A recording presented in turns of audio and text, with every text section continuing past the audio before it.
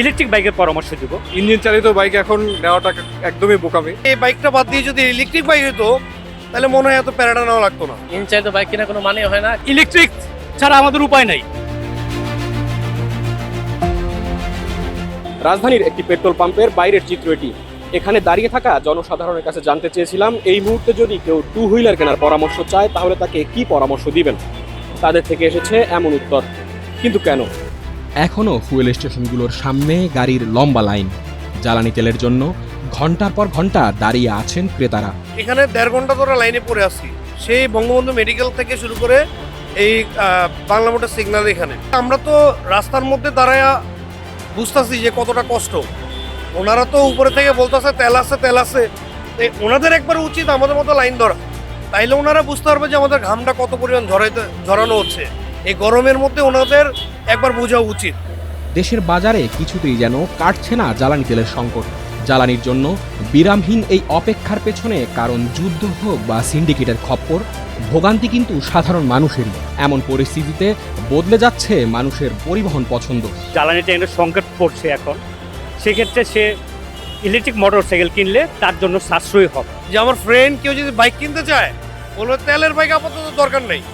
যদি এই প্রবলেম যদি সংশোধন না করে তাহলে এই তেলের বাইক দরকার নেই, সবাই ব্যাটারি চালাক। বর্তমান তেলের যে ক্রাইসিস, কেউ দেখতেছেন যে কি পরিমাণ লাইন, সেক্ষেত্রে আমার কাছে মনে হয় যে আপনার ইলেকট্রিক বাইকটা সবচেয়ে বেটার। পরিসংখ্যান বলছে উচ্চ মূল্যস্ফীতি, তেলের সংকট, আমদানি খরচ বৃদ্ধি ইত্যাদি কারণে 2022-24 অর্থ বছরে দেশের বাজারে ইঞ্জিন চালিত মোটরসাইকেল বিক্রি 6,40,000 ইউনিট থেকে কমে নেমে এসেছিল 3,84,000 ইউনিটে। 2025 সাল থেকে বাজার আবার ঘুরে দাঁড়াতে শুরু করে, কিন্তু 2026 সালের শুরুতেই তৈরি হয় বিশ্বব্যাপী জ্বালানি সংকট, যার ফলে আবারও মার্কেটে পতনের আশঙ্কা করছেন সংশ্লিষ্ট ব্যবসায়ীরা। এখন পর্যন্ত আসলে আমরা ওইরকম জিনিসটা আসলে ফেস করি নাই, কারণ যেহেতু সামনে গত মাসে আমাদের রমজান মাস ছিল আর কি, ঈদের সবগুলো কোম্পানিতে অফার ছিল, সবাই অফারের কারণে সবাই বাইক টেক পারচেস করছে অনেক কিছু। আর যেহেতু হচ্ছে জ্বালানি তেলের দাম বাড়বে, যা বাড়ার পরে হয়তো তেল অ্যাভেলেবেল হবে এরকম একটা ধারণা ছিল কাস্টমারদের। তো এখন যেহেতু দামটা বাড়েনি এবং ওইরকমই সিরিয়াল পাম্পের মধ্যে আছে, তো এইটা নিয়ে আসলে কোনো প্রবলেম হবে কিনা এটা এখন পর্যন্ত বোঝা যাচ্ছে না। তবে হয়তো যদি এটা দীর্ঘদিন থাকে তাহলে অবশ্যই ইমপ্যাক্ট করবে টু হুইলার ইন্ডাস্ট্রিতে। অন্যদিকে এই সংকটকালে সম্ভাবনার আলো দেখাচ্ছে ইলেকট্রিক অটোমোবাইল বাজার। পরিসংখ্যানে দেখা যায় 2022 সাল থেকে দেশের বাজারে ধারাবাহিকভাবে বৃদ্ধি পাচ্ছে ইলেকট্রিক মোটরসাইকেল বিক্রি।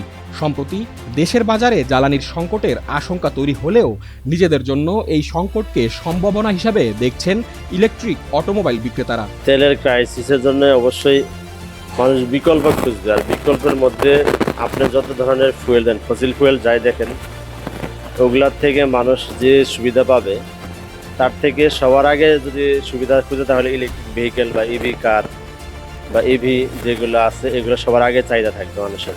মার্কেট বাড়তেছে, মানুষের চাহিদা বাড়তেছে। আপনার সেলের দিক থেকে আমাদের আগের যে সেল আর এখনকার যে সেল অনেক ডিফারেন্স। আমাদের আগে মডেল ছিল, যদিও আপনারা দেখছেন আগে থেকে বেশ কিছু মডেল ছিল, এখন মডেলের ভেরিয়েশন আরও বেশি হয়েছে। কারণ কি মানুষের চাহিদা বাড়ছে এবং মানুষের ইভির প্রতি যে মানুষের আগ্রহ এটা বাড়ছে, সেই জন্যই। জ্বালানির বাজারে অস্থিরতা বাংলাদেশের মোটরসাইকেল বাজারে পরিবর্তনের ইঙ্গিত দিচ্ছে। ইঞ্জিন চালিত বাইকের চাহিদা কমলেও ইলেকট্রিক বাইক ধীরে ধীরে জায়গা করে নিচ্ছে বাইকারদের মনে।